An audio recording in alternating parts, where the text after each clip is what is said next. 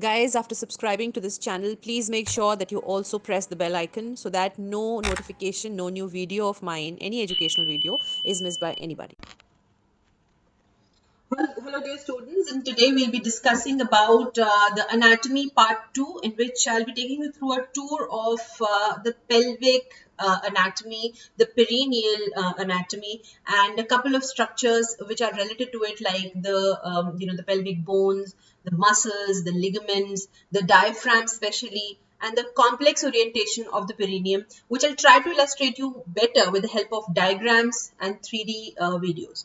So this is going to be a little better than what you study from the books, because it's very difficult to kind of imagine the 3D structure of the perineum, which is very important to imagine. For example, there was a time at which it was very difficult for me to imagine about the orientation of levator and eye muscles inside the perineum. So actually they form a bowl, something like this. And here, over here, as you can see from my hand, is the urogenital hiatus. Why is there a urogenital hiatus? Because of the passage of so many structures which are going through it outside the perineum. For example, the rectal opening, the urethral opening, the vaginal opening. It's actually opening through this defect in the levator and eye muscles, and otherwise they form like a bowl, and like this, and everything else is like suspended inside it. This was one of the parts which was very difficult to understand, and I'll take you through this journey into understanding the orientation of how the perineum and the pelvic muscles, they are oriented in 3D figure.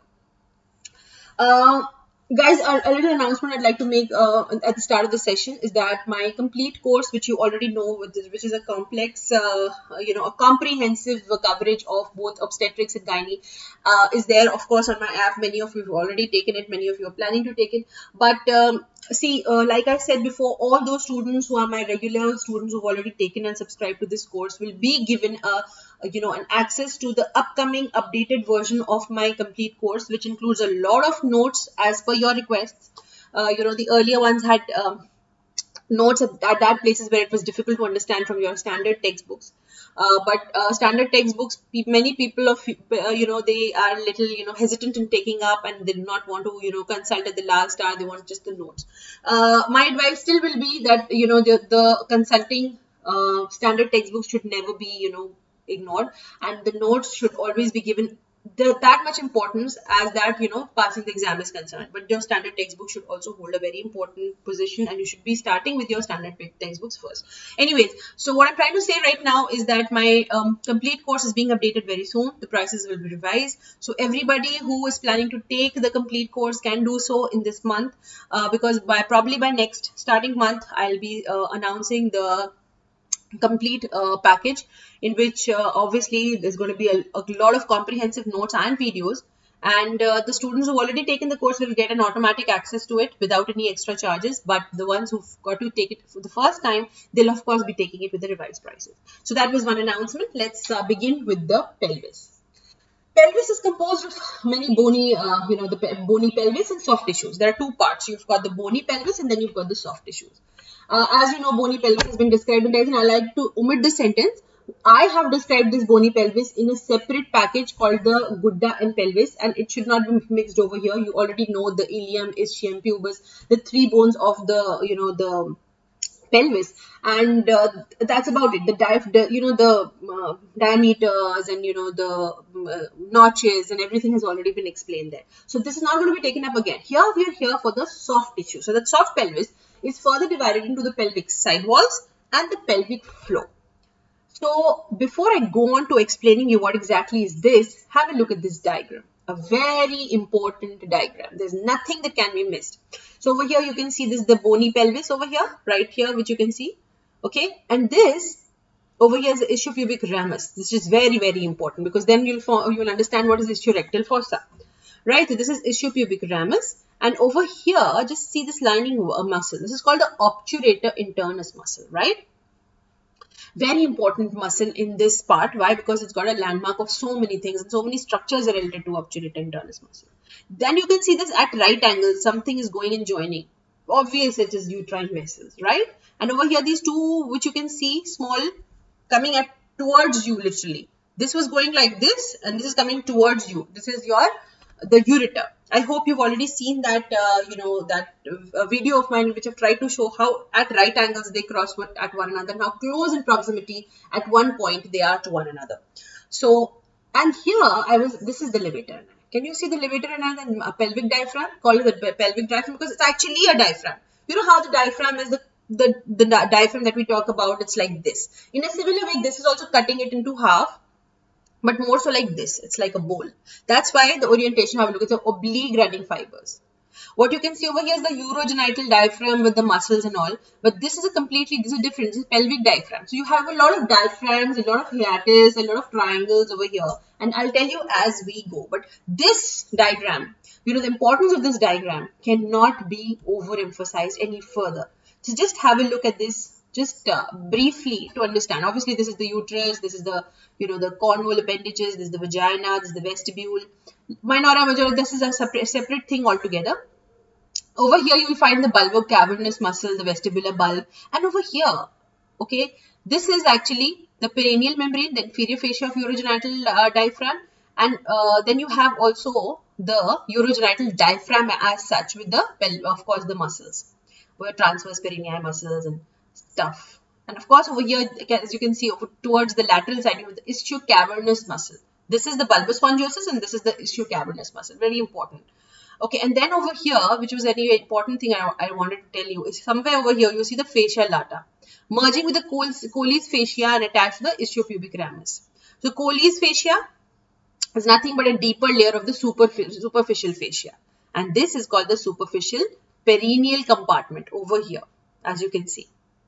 Superficial perineal compartment. Over here, this is the deeper layer of superficial fascia. So, obviously, this is the deep fascia, right? The inferior fascia, this is the superior fascia.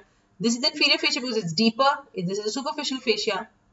And Colles fascia is just nothing but one of the layers of superficial fascia. It was very confusing for me at some point in time, but obviously with reading more, you understand and retain more.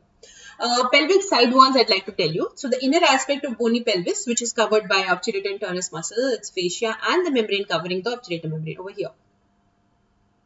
Right? This is forming the bony side wall. Right? The obturator and turnus muscle, the fascia covering the obturator and turnus muscle, a hiatus that it gives to, the obturator vessels and all, which is right here. In the upper part of the membrane, there's a gap, the obturator canal for the passage of the obturator vessels and the nerve. The most important structures in the pelvic side wall happen to be the ureter, pelvic vessels, and pelvic fascia. I'll explain it to you when we go further. Now let's talk about the pelvic fascia. So as you can see, we have pelvic parietal fascia, we have visceral fascia, and we have the deep endopelvic fascia. Okay, let's start with the last one first. See, it's a connective tissue with, along with pelvic cellular tissue, condenses to form the ligaments of the pelvis. Serves as a neurovascular conduit, and the endopelvic connective tissue forms 6 ligaments, 3 pairs, and 2 septae. Okay, so they are deeper connective tissue, and the ones which actually form ligaments of the pelvis. Okay, I'm talking about the pelvis right now. We're not yet in the abdomen. So the deeper ligaments, this is called the endopelvic fascia. I'll describe to you again. The visceral fascia is nothing but the loose, sensible, highly elastic fascia, which loosely invests the vagina, uterus, bladder, rectum, and allows a high degree of physiological distension. So basically, that's the fascia which is covering this vagina, uterus, bladder, rectum. And then we come to the parietal fascia, far away from these fascias, what exactly it is.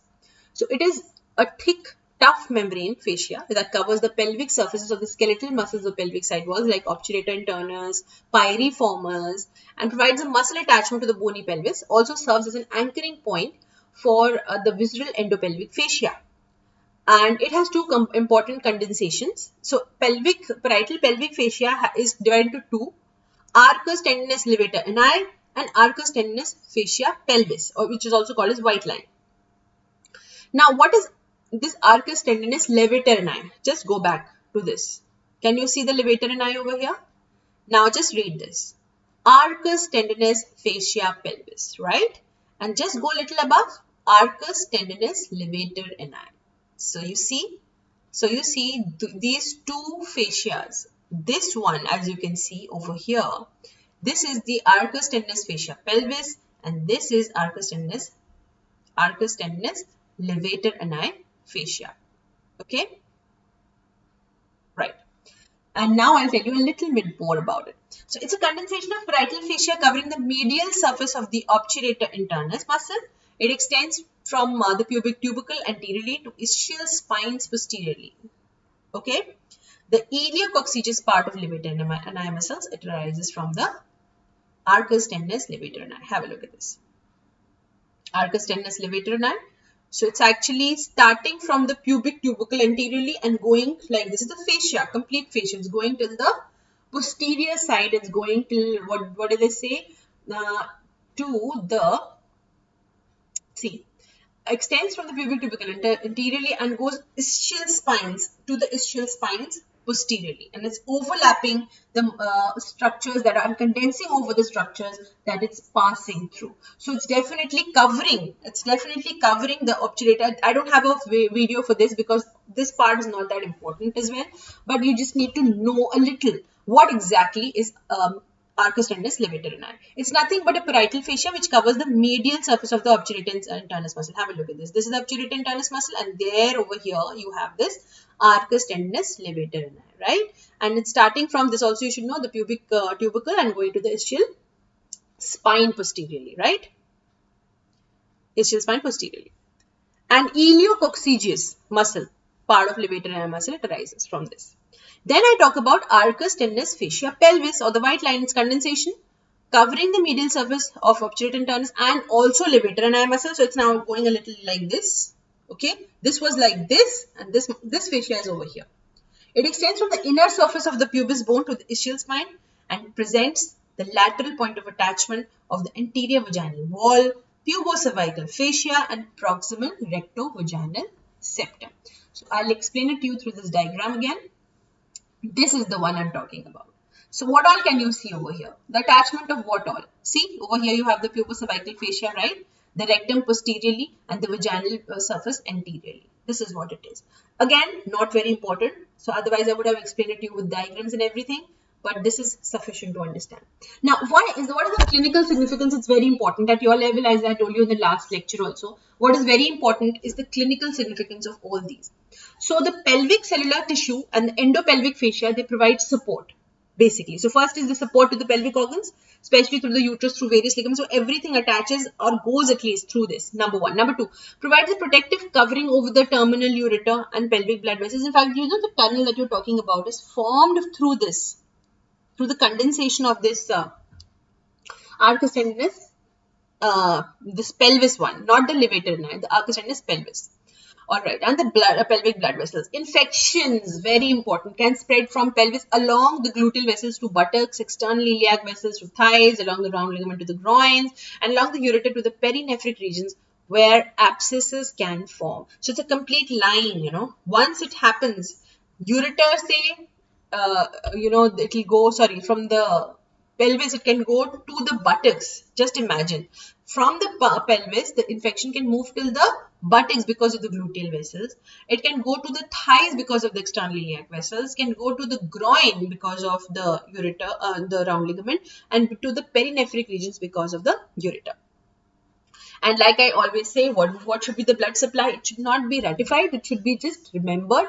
Blood supply to the pelvic side walls is from the visceral branches of the internal iliac artery. So when you're talking about inside the pelvis is internal iliac artery. When you're talking about outside the pelvis is external iliac artery. And when you're talking about the perineum, what is it? I explained it to you in the last class. It's the pudendal artery, pudendal nerve, pudendal vessels. Okay, perineal area. Because we'll go into the perineum very soon in the next session. Corresponding veins, they follow the course. The nerve supply is dual, sympathetic from hypogastric and pelvic plexus, and the parasympathetic from the sacral plexus. I think the pelvic floor, in which there is a lot of diagrammatic presentation and the video, I'll take it in the next session. So just wait and watch.